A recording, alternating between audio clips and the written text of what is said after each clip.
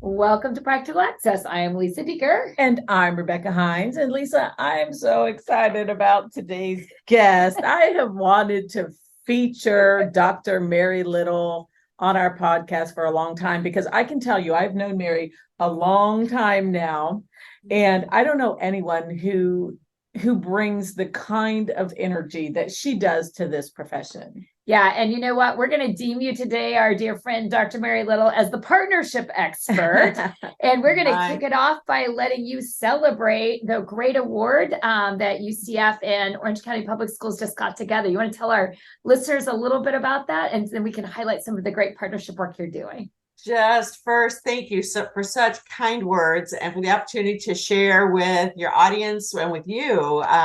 We all know that there's no I in team, that everything that we do is together in partnership. And so this award is not about Mary Little. It's about so many educators that are very, very dedicated to learning for our children in the most vulnerable schools, the most vulnerable situations, and our role as pre-service educators, but also leadership developers, to make sure that our educators for everyone's children are the very best that they can be. This Shirley Swartz Award is only given once a year. It's given by the Council of Great City Schools, the largest urban school districts, and it's about impact, which is what I think we're all about. Yeah. Making a difference for kids through how we develop and prepare and support the teachers and administrators within each of our schools, not by themselves, but children and their families within their communities. And so honored to be a part of the great partnerships and teams that were awarded a couple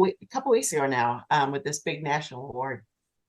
And Mary, I know about the work that you've done with the TQP grant, which is very much of a community, schools, and university partnership. So without specifics, it doesn't matter what the grant formally is, but can you tell us on a ground level, what does this look like? What does this project look like? Yeah. Teacher Quality Partnership, it's federal funds, but the bottom line is to recruit, develop, and retain the very best teachers for schools that we know have critical needs for the very best teachers. We know the state of Florida just released, they're at 2,500 teachers short. They don't even have teachers, much less high quality teachers.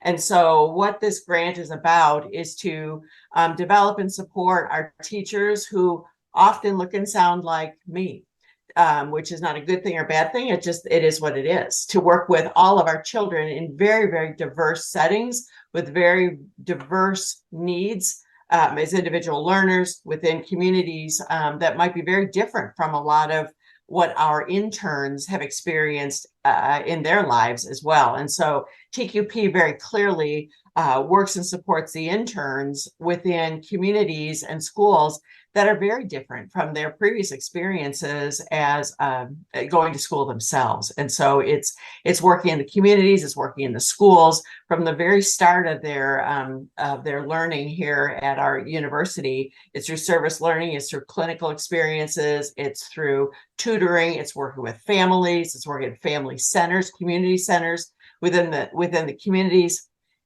We all know that it is about a person-to-person relationship. Mm-hmm. And connections with the children, with their families, within the schools. And so that doesn't happen sometimes if I'm not outside of my own personal community. Mm-hmm. So how do we then build opportunities for learning and experiences that are supported so that the new teachers can learn and develop relationships and learn that what they're learning in school is critically important for all children, but certainly critically important for children, the most vulnerable children in some of the most vulnerable schools. And so that's what TQP is about. And it's about the teachers, our faculty at the universities, doing things differently and being open to be innovative, as I'm looking at Dr. Hines and Dr. Deeker, right? It is about innovative, trying things out. Sure.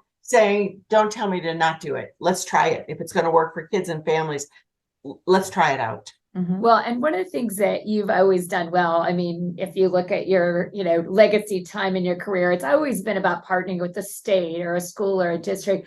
what do you recommend for some of our listeners? They're like, wow, I want to get a business partner, or I want to get a university partner. I'm a family and I need to partner with a community agency for our organization. What is your secret to getting those partnerships started? I think ultimately it's looking for the common vision. There isn't, it doesn't matter. It doesn't matter what each represents. It's about the vision for children. It's about the vision for learning. It's about the vision that everybody has something to contribute, and finding that common vision and what each of us can contribute as we all move forward, because everyone has something to contribute and wants to contribute. We just have to find those connections for people. And that's how building consensus and synergizing that the team. Yeah. So Mary, give me a specific. So where does it start? Do you pick up the phone and cold call someone? Do you see a name in the paper at a school or a district somewhere? You know, if I'm a teacher, an administrator, or a faculty member somewhere, and I'm like, wow, I'm really on board with the idea of this kind of immersive experience and giving people a chance to be in unfamiliar surroundings, but I don't even know where to start. So the vision, we all share the vision. What is step one? You look for people and opportunities that are doing the work, and then you go to them and talk with them. No, first you listen, and you listen for common understandings so that you can then collaboratively move forward. There are always opportunities for connections as long as we listen and make those opportunities. And to think that a flyer, that I'm sitting in my office and I will create the most wonderful flyer and send it out. No, it's building connections and relationships with people, whether they're a funder, whether they're a policymaker, whether they are a mom, whether they are the auntie who is the caregiver. It doesn't matter. It's finding those connections and be willing to put yourself out there and make those connections. That's a critical piece, Becky. Yeah. And, Mary and I share a real interest and a passion, for preparing undergraduate students to become great teachers. Mary, you also mentioned parents and families. Can you give us a specific example of how any of your undergrads might have interacted with or done work with parents or families?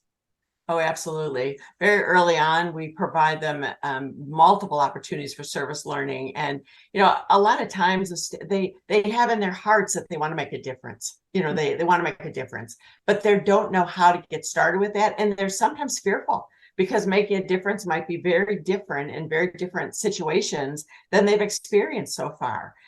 So it's developing these opportunities like the milk and muffins opportunity, or the reading clinics, or working in the communities for after school opportunities, or even working with volunteer when we have floods or when we have some of these natural disasters, getting our student clubs out there so they see people are people and kids are kids and families are families. And that's where the connection. Many times we'll hear our undergrads say, wow, it's just like my family. Yes, it is, but we haven't had those supported experiences so that they don't, so that we're all learning together. And so those are the greatest pieces. And then it's word of mouth. And we know this too. Again, all the great flyers in the world, we started the TQP project with 3 students who didn't even know that they're really getting involved. This past spring, we had more than 85 students request to be in our schools. We couldn't even place them all. And so, and knowing very clearly when we interview them, they are very clear. They want to make a difference. They want to be in schools working with children and families because they've had these relationships. They've had these experiences in the community with families. We've done tutoring. They'll do family fun nights, and reading classes and math classes and writing classes. We have a writing camp going on in one of our schools.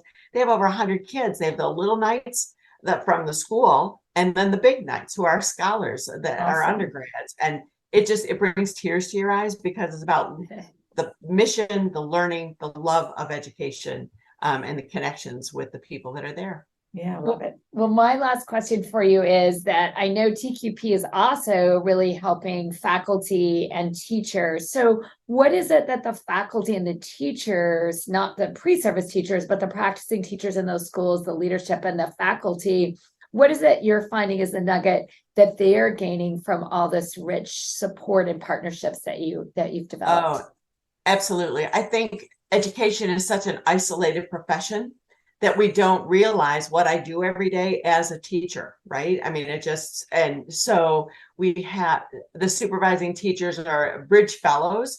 They're co-constructing what these experiences look like. We're doing that research to practice gap very, very explicitly.